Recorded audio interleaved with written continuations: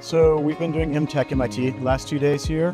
It's been really exciting to me personally. Some of the things that I've found most interesting, we've had several sessions on generative AI and the ways that you can apply that to your business, the things that are coming down the road.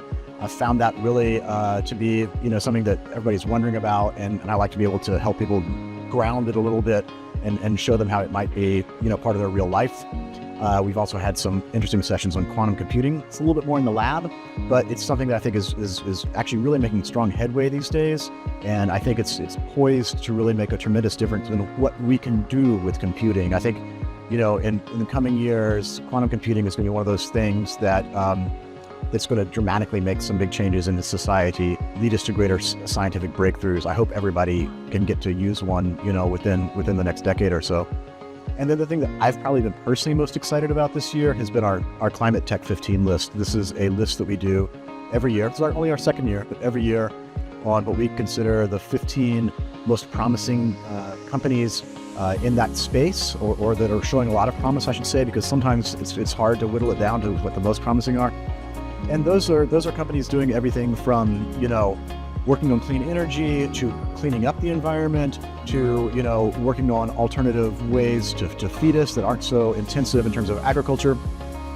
And when I think about those in particular, I think there's a lot of stuff in the climate space that is, we really do try and pay attention to what's happening in the developing world, and all over, Asia, Africa, South America. We're trying to really have a global view on that. I also think that one of the things that is going to be a democratizing technology is generative AI. We talk about it, a lot in terms of just sort of, the chat bots or things like that. But there's so much more potential, I think, in terms of the way it can help make anyone a researcher, anyone a programmer. You get access to these tools, and you can do these profound things with them. There's a tool out just now called Notebook LM from Google, where you can upload all kinds of documents, and it will analyze them for you, turn it into an audio presentation, and help you have this just sort of creative explosion out of stuff that might be sitting on your hard drive. So those are some of the things that I'm really excited about right now that are coming. And I don't know, is that cool? And I have one more question. I saw cover PR in 1998 talking about biotechnology. One of the things that we have seen here is this integration, human computing. And what do you expect for the next steps, biotech and health and all those technologies together? I think that's a really interesting question.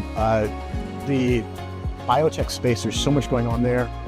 One of the things we've been paying a lot of attention to recently has been longevity. People have been working this for years, but we're finally starting to, I think, see some positive signs that we're figuring out how to help people live healthier lives for longer, which I think is the key. It's the healthy part, right?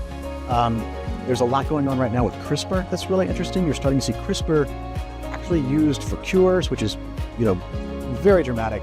And, sort of like quantum computing, or, one of those other technologies that's sort of always been out there, stem cells. We're actually seeming to make some actual progress with stem cells at last.